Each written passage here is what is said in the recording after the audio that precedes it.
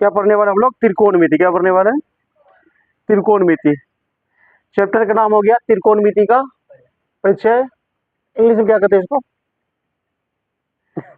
English English बोलो, बोलो बोलो। इंट्रोडक्शन ऑफ ट्राइगोनोमेट्री, मतलब त्रिकोणमिति का ट्राइगोनोमेट्री हो गया का ऑफ परिचय का इंट्रोडक्शन नहीं होता है, तो ये आपका नाम हो गया त्रिकोणमिति का परिचय।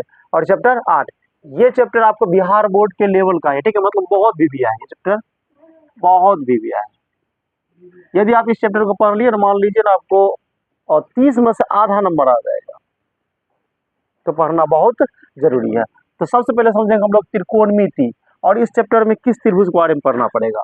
तो त्रिकोणमिति के पहले जो शब्द जो है ना, ये शब्द ट्राइगोनोमेट्री जो है, ये आपको लैटिन वर्ड है। कौन वर्ड है बाबू? देखिए यहाँ लिखा हुआ है, देखिए जैसे त्रिकोणमिति नामक गणित की एक शाखा के अंतर्गत आते हैं, लागू करके ज्ञात किया जा सकता है कि अंग्रेजी शब्द ट्राइगोनोमेट्री, अंग्रेजी शब्द जो आता है ना, ये ट्राइगोनोमेट्री, ये ट्राइगोनोमेट्री होता है। तो सुनो सुनो, ट्राइगोनोमेट्री से ही आपका इसमें दर्शा दिया गया है कि हमें त्रिकोणमिति में पढ़ना क्या है। तो यहाँ लिखा है ना, देखो ट्राई का मतलब क्या होता है? ट्राई का मतलब 3, और गोनो का मतलब गोनो या गोन का मतलब होता है भुजा, और मेट्रोन का मतलब होता है माप, जिसका अर्थ होता है कि 3 भुजाओं की माप, ठीक है। ग्रीक शब्द से उत्पत्ति हुआ। कौन शब्द से? लैटिन से नहीं हुआ, ग्रीक शब्द से हुआ ट्राइगोनोमेट्री। ये ग्रीक शब्द से, कौन शब्द है? ग्रीक शब्द है। तो इसको तोड़ दिया है 3 भाग में, ट्राई, गोन, मेट्रोन। क्या? मेट्रोन। हाँ, तो ट्राई का मतलब होता है 3, और गोन का मतलब भुजा, और मेट्रोन का मतलब माप। अगर आप तीनों को मिलाइएगा तो 3 भुजा की माप नहीं होता है। तो सबसे पहले हम लोग इसका ट्राइगोनोमेट्रोन का अर्थ समझ गए, और ट्राइगोनोमेट्री जो है, ये ट्राइगोनोमेट्री कौन शब्द है? वो ग्रीक वर्ड है। इसका पहले हम लोग परिभाषा जानेंगे ट्राइगोनोमेट्री का। तो सबसे पहले आप है ना, इस त्रिकोणमिति का परिभाषा,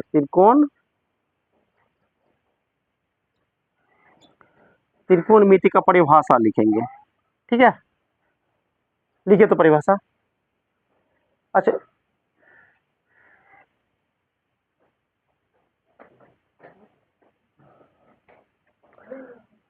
तो इसका परिभाषा क्या हो जाएगा?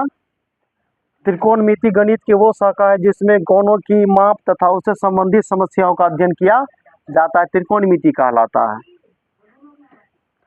तो यहाँ देखो, इसको समझ लो, त्रिकोणमिति गणित की वो शाखा, मतलब ये कोई चैप्टर है, और चैप्टर किससे संबंधित, कौन सब्जेक्ट से संबंध है? ये गणित से। गणित से है ना, साइंस से थोड़े ना गणित से पढ़ रहे, गणित से होगा ना, जिससे कोणों की माप, किससे? कौन तो समझते हैं, अगर कोई त्रिभुज ले लेंगे, चाहे ये त्रिभुज ले या चाहे ये त्रिभुज ले, तो कौन तो ये हुआ ना। हाँ, तो इसमें कोणों की माप, तो कोण के बारे में पढ़ेंगे। और मेन इसका गेम इसमें मैंने 8.1 चैप्टर जो है ना, पूरा गेम इसका मतलब कोण का ही है। वैसे 2 में भी वही मापे के बारे में दिया है, मतलब 2 में भी कोने के बारे में है, वैसे पूरा चैप्टर है कौन है। इसमें मैंने यूज करता है कौन का ज्यादा, तो कोणों की माप आता था, उससे संबंधित समस्याओं का अध्ययन किया जाता है। उससे संबंधित समस्या मतलब क्या? कौन से तुमको बोलेगा कि न्यून कोण, जैसे कि न्यून कोण, अधिक कोण, डिजिट कोण, ये सब होता है ना। बट हमें कब इस चैप्टर में कौन कौन के बारे में पढ़ना है हमके? बोलो। न्यून कोण। तो न्यून कोण होता क्या है? 0 से बड़ा और 90 से छोटा, इसको न्यून कोण कहते हैं। 75 बोलो, चाहे 60 बोलो, चाहे 50 बोलो, चाहे 40 बोलो, सब न्यून कोण है। चाहे 5 डिग्री बोलो, जो न्यून कोण है, तो इसमें यूज होगा, हम लोग उसको पढ़ेंगे। तो इससे, तो इस मतलब इसमें एक त्रिभुज पढ़ते हैं। कौन त्रिभुज पढ़ते हैं बउआ? याद रखो, समकोण त्रिभुज। कौन पढ़ते हैं इसमें? समकोण त्रिभुज। आपको याद रखना पड़ेगा इस चीज को, ठीक है। इसको मिटा दे। चलिए, इसका अगर थ्योरी समझ में आ जाएगा ना बढ़िया से, तो चैप्टर बहुत हलवा लगेगा। वही नहीं समझ आएगा तो परेशानी करेगा। बट डोंट वरी, समझाने की गारंटी है भैया। तो हम लोग है ना इस चैप्टर में एक त्रिभुज के बारे में पढ़ते हैं, उसका नाम क्या है वो बारे, समकोण त्रिभुज। हेडिंग बनाइए, समकोण त्रिभुज एबीसी में, समकोण त्रिभुज एबीसी में जहां कोण बी क्या होगा, 90 डिग्री होगा। ठीक है, आपको इतना समझना पड़ेगा, कोण बी क्या होगा, 90 डिग्री। तो आप क्या करो, एक त्रिभुज बना लो। आप लोग थोड़ा सा सीधा बनाइएगा, मेरा टेढ़ा हो गया, इसको सीधा करते हैं।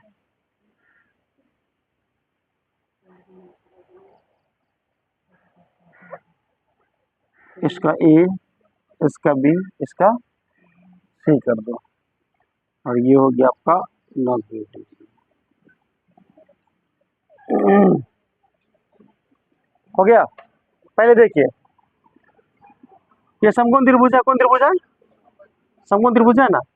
तो समकोण त्रिभुज में चाहे दुनिया का कोई भी त्रिभुज हो, उसमें तीन ही भुजा होता है, तीन भुजा और तीन कोण होता है ना। और किसी भी त्रिभुज के तीनों कोणों का जो क्या डिग्री होता है, 180 होता है, 180 डिग्री होता है। तो समकोण त्रिभुज में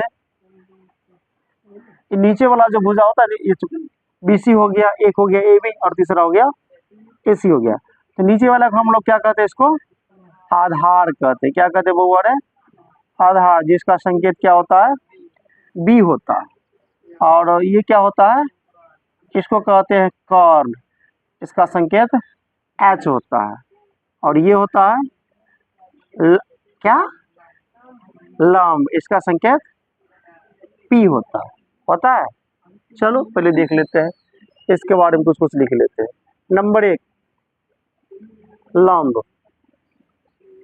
क्या, लंब। इसको इंग्लिश में नाम लिख दे क्या, लिख लो।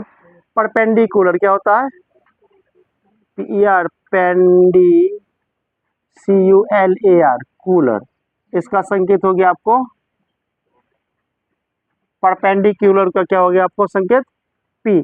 और परपेंडिकुलर का है ना, जैसे ए बी हो गया, लंबा हो गया ना, छोड़िए, P इसका संकेत हो गया, उस संकेत लिख दिए ना। मतलब पहला अक्षर जो होता है ना, उसका संकेत होता है। ओके, कोई दिक्कत नहीं। कौन, और 20 आधार, दूसरा इसका नाम हो जाएगा 20, जिसका संकेत हो जाएगा बाबू बी, है ना, आधार। 3 नंबर में हो जाएगा कर्ण, 3 नंबर में कर्ण, हाइपोटेनस, टेनस, इसका संकेत एच हो जाएगा। ठीक है, ओके, हो गया। अब सबसे मुख्य बात है कि सबसे बड़ी इसमें भुजा का नाम बताइए। सबसे बड़ी भुजा कर्ण होती है। ठीक है, सबसे बड़ी भुजा कर्ण होती है। और उसके बाद लंब और आधार हमेशा मान इसका चेंज होते रहता है। और मान जब भी होगा ना, अगर मान लो इसका 5 है, इसका 6 है, इसका 5 हो, हमेशा इसका ज्यादा बड़ा होगा। अगर हम कभी लिख दिए, चाहे आप लोग कभी लिख लिए, तो ध्यान रखना है कि इसका मान हमेशा बड़ा लिखना पड़ेगा। ठीक है ना, ओके। और एक चीज का और याद रखना पड़ेगा, जैसे कि ये समकोण त्रिभुज, ये 90 डिग्री है ना समकोण त्रिभुज, और समकोण, ये कौन कौन है, समकोण, ये हो गया न्यून कोण, हो गया ना, ये समकोण, ये न्यून कोण। समकोण के सामने वाली भुजा, समकोण के सामने वाली भुजा हमेशा होता है कर्ण होता है, हमेशा। समकोण के सामने वाली भुजा क्या होता है, कर्ण, हमेशा। या ये तो वैसे याद ही रहेगा। और कर्ण हमेशा टेढ़ा स्टाइल में खा रहता है। ये कैसा भी मान, अगर मान लो हम इधर ही बना देते हैं, इधर ही बना दिए, देखिए हमेशा टेढ़ा रहेगा। और जो सीधा सीधा सपाटा जो है, वो सीधा खार रहेगा, उसको क्या कहेंगे, लंब कहेंगे। और जो टेढ़ा खार रहेगा वो कर्ण। अरे इस पूरा त्रिभुज का मालिक है कर्ण, ये भुजा। ठीक है, और नीचे जो धरती पर सोया रहता है हमेशा, वो हो गया आधार। इसको समझने में कोई दिक्कत नहीं होना चाहिए, नहीं होना चाहिए। तो इस त्रिभुज को सिद्ध किए थे कौन साइंटिस्ट, पाइथागोरस, पाइथागोरस सिद्ध किए। ठीक है ना, तो इसमें ना सूत्र दिए थे पाइथागोरस बाबा। हाँ, सूत्र का नाम हो गया गोरस है ये, पाइथागोरस प्रमेय, पाइथागोरस प्रमेय। तो पाइथागोरस प्रमेय क्या होता है पता है? पाइथागोरस प्रमेय, तो हम लोग पाइथागोरस प्रमेय जो है ना 9th से पढ़ते आ रहे हैं, 8 में भी दिया है, 8 में भी दिया है। चलिए, तो इसका पहला सूत्र हो जाएगा कर्ण स्क्वायर। हिंदी में लिखे क्या? सबका संकेत लिखे दिए है ना। कर्ण को एच कहते हैं, लंब को पी कहते हैं, आधार को बी कहते हैं, क्या दिक्कत है? हाँ, चलिए वो लिख देते, वो हिंदी लिख देते हैं। तो कर्ण के स्क्वायर बराबर होता है लंब, लंब के स्क्वायर प्लस में आधार के स्क्वायर। देखिए, ये पाइथागोरस सिर्फ यही सूत्र दिए थे। तो पाइथागोरस बाबा का कहना क्या था जानते हैं? कि कर्ण का वर्ग, अकेला भुजा कर्ण का वर्ग, ये अकेला बराबरी होगा लंब के वर्ग प्लस में आधार के वर्ग के योग के बराबर होगा। मतलब इसके दोनों को वर्ग और योग करके जोड़िएगा ना तो अकेला इसके बराबर होगा। इसका मतलब तो यही हुआ। आप इस समीकरण से क्या समझते हैं? ये x + 2 = 10, इसका मतलब क्या हुआ कि ये दोनों मिलकर ये अकेला के बराबर है। वही तो हुआ इसका मतलब, बराबर का मतलब वही होता है ना। तो ये हो गया ना। तो इसको हम लोग इंग्लिश में चाहे तो लिख सकते हैं ऐसे, h² बराबर में p² प्लस में b²। आपका एक सूत्र ये हो गया, और दूसरा सूत्र क्या होगा? h को स्क्वायर को हटा देंगे तो हो जाएगा ये p² प्लस में b², इसमें डाल दीजिए रूट। ओके, अन्यथा हम यहाँ लिख देते इसको, क्या थोड़ा सा फ्रेश से लिखने दीजिए, इसको थोड़ा सा अच्छा कर देते हैं। इसको है ना या करके लिखेंगे, इसको इंग्लिश में ऐसे भी लिख सकते हैं, इसको हमको घेरने।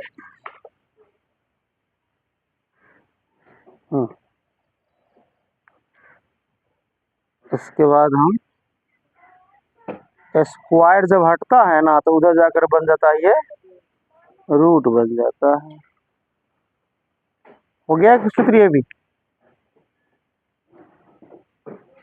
चलिए, इधर 3 नंबर।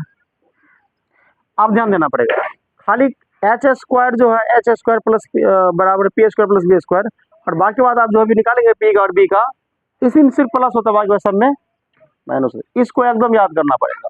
आप किसी दोस्त को भूल जाओ चलेगा, लेकिन इसको याद रखना पड़ेगा। हाँ, रियल ठीक से बैठिए। आप देखिए, ध्यान दीजिए, अगर हमें निकालना है लंब के स्क्वायर बराबर, यानी कि p² बराबर, तो p² बराबर क्या होता है? मतलब p², अगर मान लीजिए दोनों को उठा के इधर लाए, कर्ण को उठा के उधर ले गए, अब सब जो जिसका भी निकालेंगे सबको कर्ण में से ही घटाएंगे। p² बराबर क्या हो जाएगा? कर्ण के स्क्वायर घटे आधार का स्क्वायर, ना हो जाएगा। मतलब इस दोनों को इधर लाए, इसको इधर ले गए, तो p² बराबर होगा, तो अब इसी में से घटेगा ना। चलिए, एक सूत्र ये भी हो गया। अब इसी को हम लोग क्या करेंगे? स्क्वायर को हटा देंगे, ये रूट में चला जाएगा, ये तो सब जानते हैं। 5 नंबर, अब b² बराबर लिखेंगे। अच्छा बताइए तो आप लोग b² बराबर लिखेंगे तो क्या लिखाएगा? h² minus h² minus p², और b बराबर लिखेंगे तो h² माइनस p²। हो गया। मतलब हिंदी में नहीं लिखना पड़ेगा, इंग्लिश से ठीक है याद करना। क्या इसको आप लोग एकदम प्रेम से लिख लीजिए।